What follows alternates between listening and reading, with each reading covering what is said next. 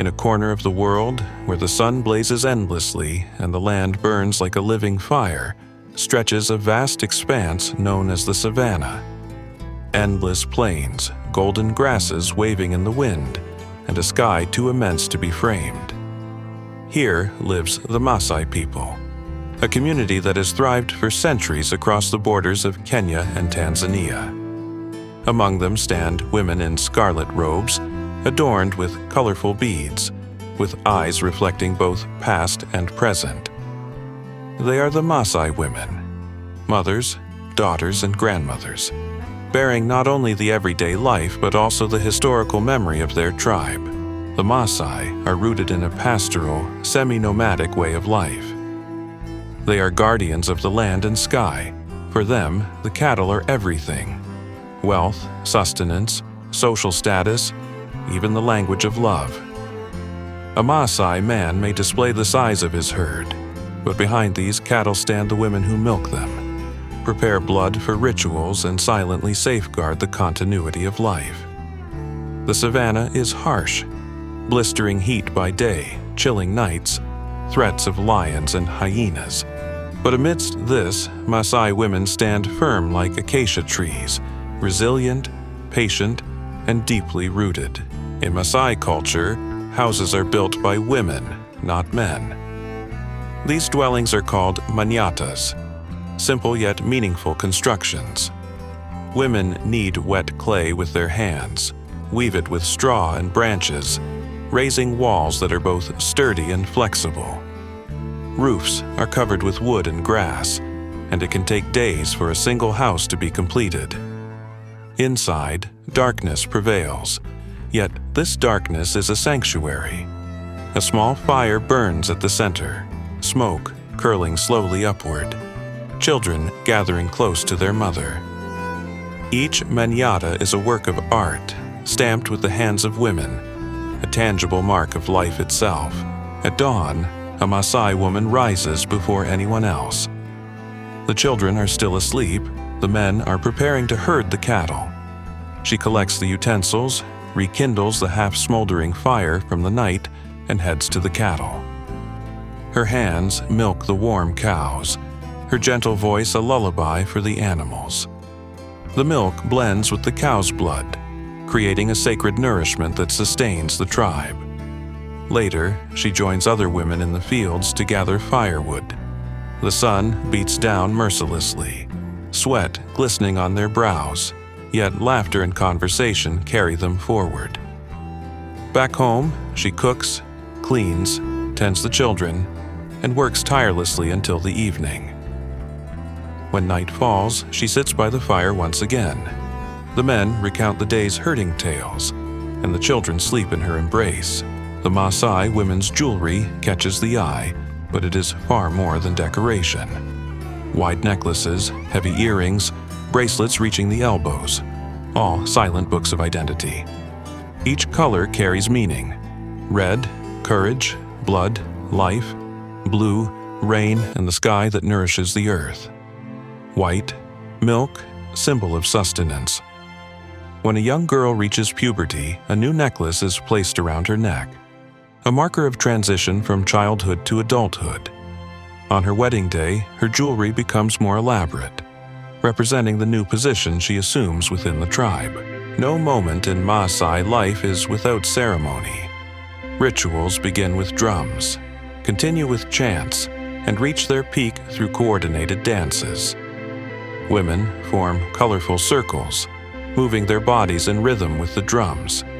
Their jewelry sparkles in the sunlight, feet kicking up the savanna dust, voices rising like a wind from the heart of history. At weddings, scarlet-clad women dance around the bride, guiding her into her new life. During rain ceremonies, their voices become prayers for life, for abundance. Every gesture, every note, bridges humanity, nature, and the spirits of their ancestors. When the sun disappears behind the endless horizon of the savanna, the Maasai gather around the fire. The flames dance, painting the night sky with their orange glow, while sparks rise like little stars returning to heaven. Children sit close, their eyes wide open, waiting for the voices of the elders to carry them to worlds long forgotten. The storytellers, their faces carved by the years, speak of lions that were once kings of the earth, of warriors who spoke to the wind, and of ancestors who walked between men and spirits. These stories are not mere entertainment. They are lessons, warnings, and whispers of a culture that has survived centuries. As the fire crackles, the sound of distant drums echoes through the night, reminding everyone that they are part of something far greater than themselves. But when the dawn comes, legends give way to struggle. Life here is not easy, it has never been. The Maasai live in a land of beauty, but also of scarcity. The sun burns the ground until cracks appear in the earth, and the rivers sometimes forget their path. Cattle, the pride and wealth of the tribe, must be guided across vast plains in search of grass and water. Hunger is a visitor who always lurks nearby, and illness often arrives without warning. A mother may sing softly to her child under the shade of an acacia tree, yet her eyes are filled with worry. Will the rains come this season, or will the sky remain silent? Even the warriors, tall and strong, know that courage alone cannot fill empty stomachs. Every day is a balance between survival and dignity, between struggle and celebration of life. And yet far beyond these plains, the world is changing. Airplanes draw white scars across the blue sky, and the echo of machines grows louder each year. Some Maasai wear their red shuka proudly, carrying spears as their ancestors did, while others secretly carry a phone in their hands, glowing like a strange fire in the night. The young stand between two worlds, one rooted in ritual and tradition, the other rushing toward modern cities and promises of progress. A boy who listens to his grandfather's tales at night may sit in a classroom by day, learning about countries he has never seen. A girl may dream of becoming a healer like the women before her, yet she also wonders about the doctors and hospitals in faraway towns.